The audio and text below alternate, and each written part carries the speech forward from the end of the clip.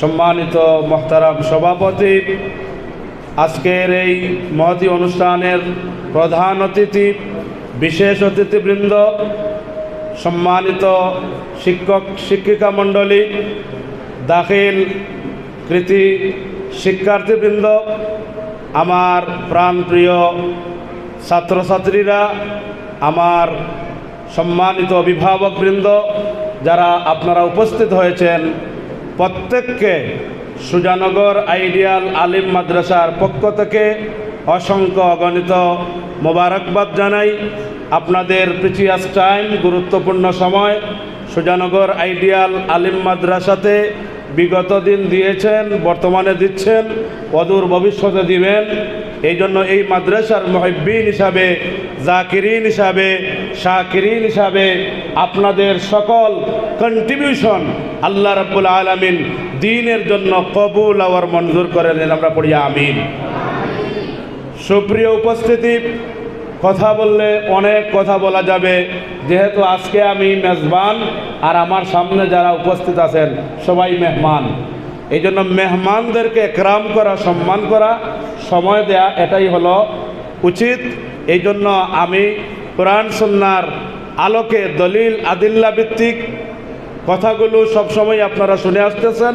আজকে বিজ্ঞ দজ্ঞ প্রাজ্ঞ অতিথিবৃন্দ আছেন, ওনাদের কাছ থেকে আপনারা কোরআন সুন্নাহর দলিল আদিল্লার ভিত্তিতে কথাগুলো শুনবেন। আমি শুধুমাত্র দুইটি কথা এবং দুইটি নসিহা আপনাদের সম্মুখে উপস্থাপন করতে চাই। আমি সব সময় বলে আসি যে এই পৃথিবীতে নিঃস্বার্থ মহব্বত আর ভালোবাসা দুই শ্রেণীর মানুষের মধ্যে উপস্থিত, অর্থাৎ দুই শ্রেণীর মানুষ নিঃস্বার্থ ভালোবাসেন, নিঃস্বার্থ সময় দেন, নিঃস্বার্থ কন্ট্রিবিউশন রাখেন, নিঃস্বার্থ অবদান রাখেন। দুই শ্রেণীর মানুষ, এক শ্রেণী হলেন পিতামাতা আর আরেক শ্রেণী হলেন আসাতিজায়ে কেরাম, উস্তাদ বৃন্দ। এর মানে কি? এর মানে হলো যে পিতামাতা যদি নিরক্ষর থাকেন, পিতামাতা যদি উচ্চ শিক্ষিত নাও থাকেন, পিতামাতা যদি শিক্ষার আলো নাও পান, এরপরে সন্তানকে চান যে সন্তান শিক্ষার আলোর সর্বোচ্চ আসনে আরোহণ করুক।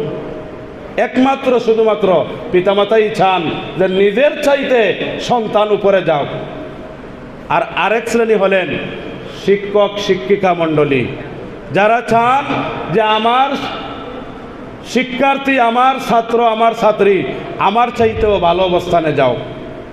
আর সব জায়গায় কম্পিটিশন আছে, এই দুই জায়গায় কোনো কম্পিটিশন নাই, এই দুই জায়গায় ভালোবাসার কমতি নাই, এই দুই জায়গায় ভালোবাসার মধ্যে কোনো ধরনের একটু বিন্দুমাত্র কমতি নাই।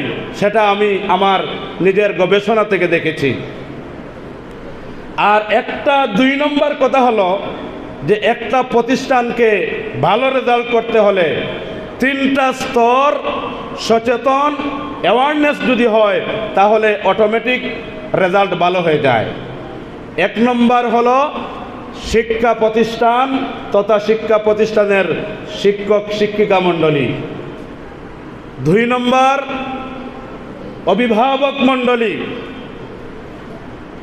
তিন নম্বর প্রতিষ্ঠানের সুব্যবস্থা, অর্থাৎ